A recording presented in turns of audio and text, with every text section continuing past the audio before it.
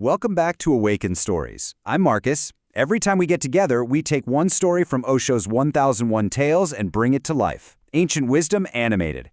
Today we're diving into tale number 13.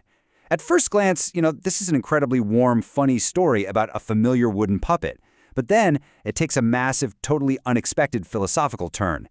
We're going to start right in the middle of a fairy tale and somehow end up staring directly at the mystery of simply being alive. So let's jump right into this explainer. Taking a much-needed breath from the vast stillness of our previous explainer on the Zen Master Hakun, we're coming at things from a completely different direction today.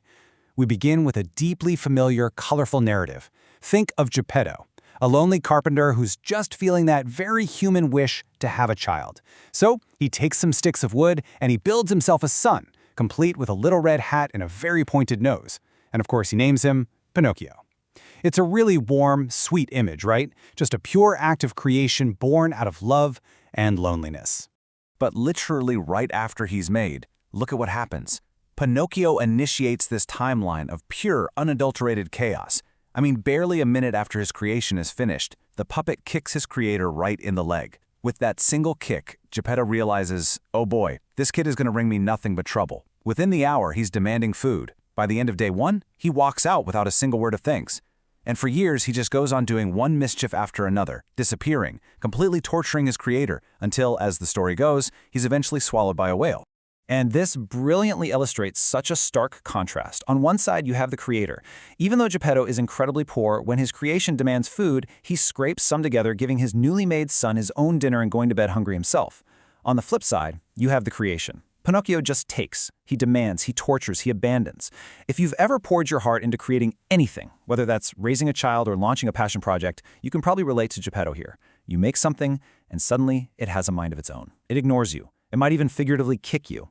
Now, what's really interesting here is the completely unheroic reality of Geppetto. The story doesn't say he stops loving Pinocchio, he doesn't go on some grand, mystical journey of transcendence to overcome his disappointment, and he certainly doesn't magically fix the situation.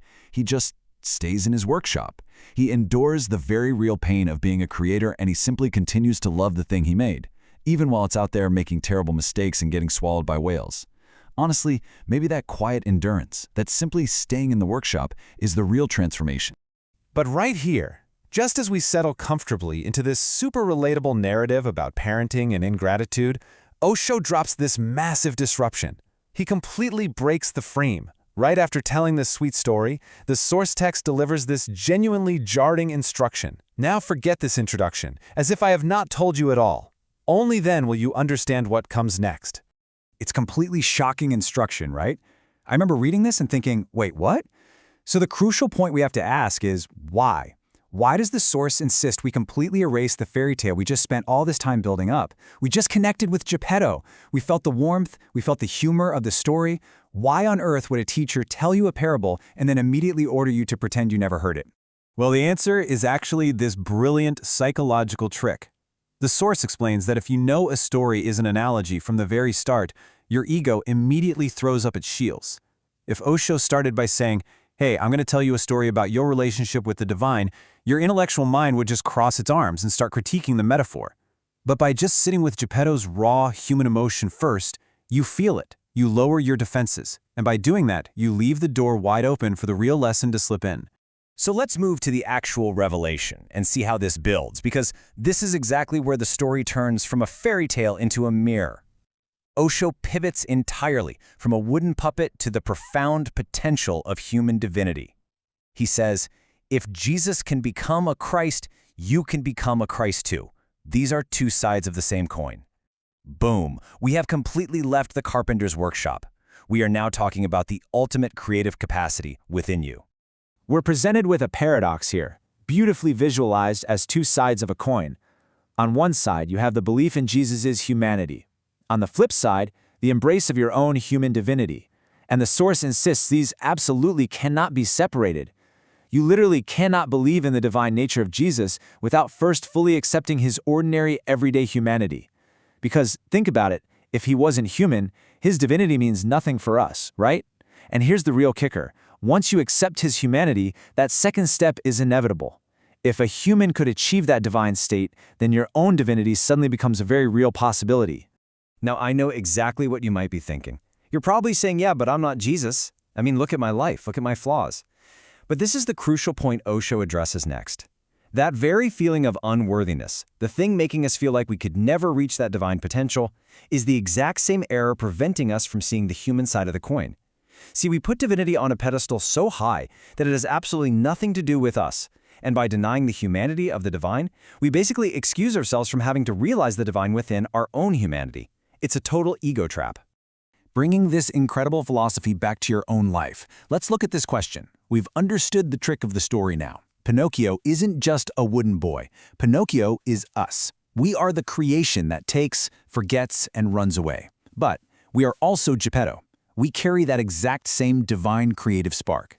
So ask yourself, can you be like Geppetto? Can you create from a place of love, even knowing that what you create might rebel, might ignore you, or might just end up in the belly of a whale? Think about the incredibly ordinary things you pour your energy and love into every single day. You enter into relationships, you pour yourself into your daily work, you raise children, you make art, and you do all of these things without any absolute guarantee of a return on your investment, right? You don't know for sure if that relationship will last or if that art will ever be appreciated, but you make your offering anyway. That right there, that is the Geppetto energy in your daily life. And this beautifully ties the whole concept together. Just like Geppetto in his workshop, the Source notes that the divine creates us knowing full well that we might forget, knowing that we might kick out in anger, and that we might disappear entirely into the ocean of our own distractions. But creating despite that knowledge, that isn't naivete. It's not a mistake. It is something else entirely. It is the absolute purest, most unconditional form of giving. As we start to wrap this up, this leaves us with an incredibly profound, lingering question to sit with today. If the divine can create, knowing full well the creation will kick, forget, and disappear into the ocean, what does that say about the true nature of love? And if, as Osho points out, you carry that exact same divine creative potential right there within you, what does it say about your own capacity to love and create in this messy world? The ultimate takeaway of this explainer is both a summary of Geppetto's quiet endurance and a brilliantly simple, powerful command for your daily life. When faced with the uncertainty of the world, when faced with the absolute guarantee that things are going to get messy and people might just forget to say thank you, you have a choice. You can close off, or you can embody the divine. Create anyway. Thanks so much for joining me for this explainer. I really hope it sparks something for you today. Until next time.